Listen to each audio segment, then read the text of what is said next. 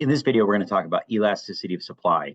Alfred Marshall talked about elasticity of supply when he looked at supply over different periods of time. And so we're going to start with supply immediate. And what you have in the immediate is you've got a supply curve, which you see here, that is perfectly inelastic. And what that means is I can only make what I can make. I can't change any of the factors of production in the immediate to change what I can do. So I have what I have, and that's all that I can utilize in terms of resources to make product, to make some sort of output. And so supply in the immediate is a fixed quantity, which you can see here, looking at the x-axis quantity, no matter how much I offer someone. So if you have the ability to make one burger, just as an example, and I say to you, well, I'll pay you $1 for that burger. Sure. Okay. You make the burger. Well, if I say to you, I'll pay you $10 to make me 2 burgers, you cannot do that. You only have the materials to make 1 burger, right? So supply in the immediate is I only have the materials to make what I can make. Frank can offer you a steadily increasing price for more burgers, but you can only make 1. It doesn't matter how much I offer you. And so, yes, students will often make the argument, well, I could go buy more supplies, but in the immediate, you really cannot do that. That's not how businesses work. They can't just stop everything and go change their inputs to change outputs. So they have a fixed ability to make a certain amount of quantity. And in the immediate, the quantity is the quantity. That's all that they can make. So if we superimpose the demand curve over this, we see we have a unitary elasticity of demand curve. So basically there is an equal proportion of change in quantity demanded based on a change in price. So if price goes up by 10%, quantity demanded goes down by 10%, and so on and so forth. So we're just going to use a unitary elastic demand curve for purposes of explaining the different types of supply, the different elasticities of supply. So moving forward, let's look at supply in the short run. So now we have a period of time where we've got a little bit of time that we can change. By the way, these periods of time are different for different businesses. So short run to one person or to one business might mean something totally different to another business. Think about a burger joint as an example. So a burger joint could fix things by tomorrow. They could even go buy a grill tomorrow and install the capacity, get the factors of production to get the capacity to change the types of food that they make. So if you're a burger joint and you want to make chicken wings, okay, fine. You can get a deep fryer and you can start making chicken wings tomorrow. So short run would be relatively brief period of time. But if you're looking at a tech company that makes things like phones, well, the short run's going to be a lot different. That's months and maybe even years to make those types of alterations. But in the short run, the point is this: the elasticity is a lot more unitary, which means that there is some proportion of impact when price changes to the amount of quantity that is supplied.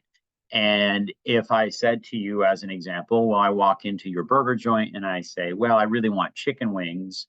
And you say, well, we don't make chicken wings. And I say, well, I'll pay you $50 per order of chicken wings. And you know that that's above the going rate.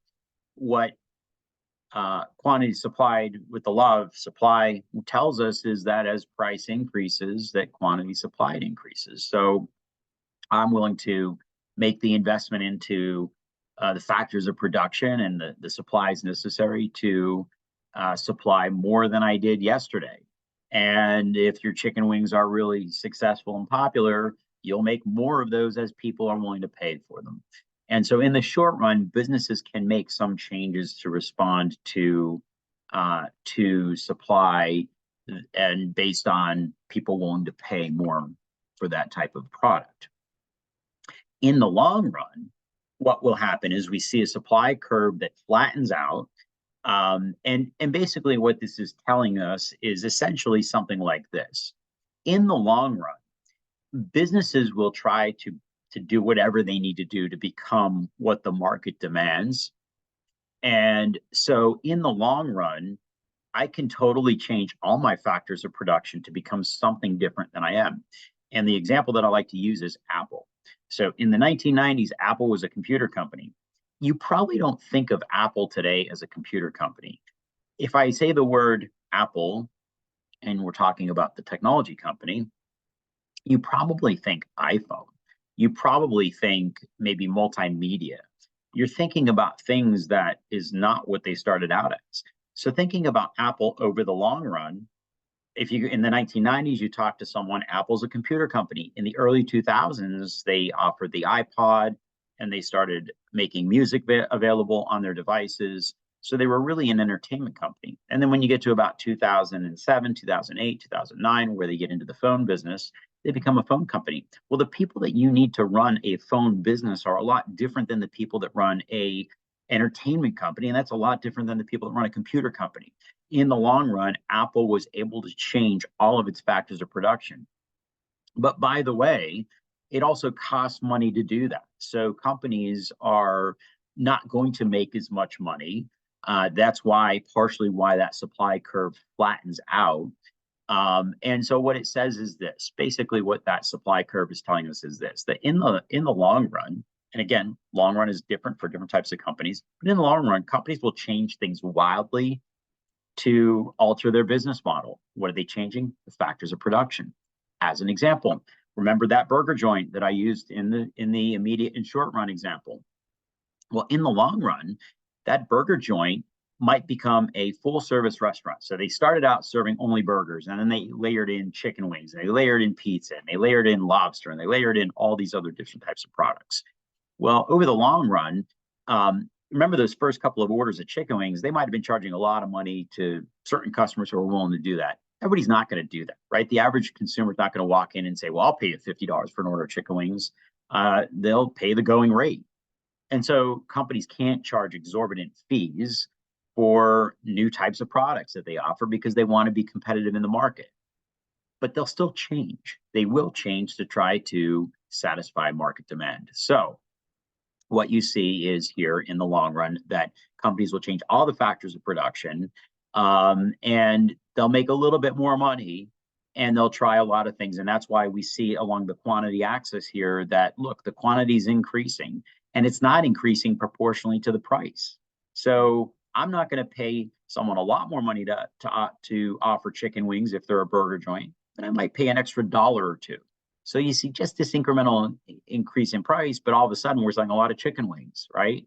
So that's why you get that curve. And if we put the demand curve back in and we look at this, we've got 3 periods of time.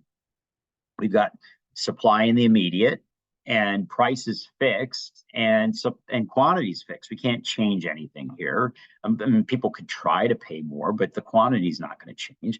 And then we've got supply in the short run. And in the short run, we'll change a few things, especially if someone's willing to pay money. We'll try something. And in the long run, we may alter our business completely and do that for just a little bit extra money. But heck, it's a little bit extra money. And businesses are very savvy at trying to chase down extra dollars. And so this is how you get a model that looks like this. This is Marshallian supply curves. And by the way, there's a 4th period of time, which is called the secular period. And in the secular period, all bets are off. Everything changes.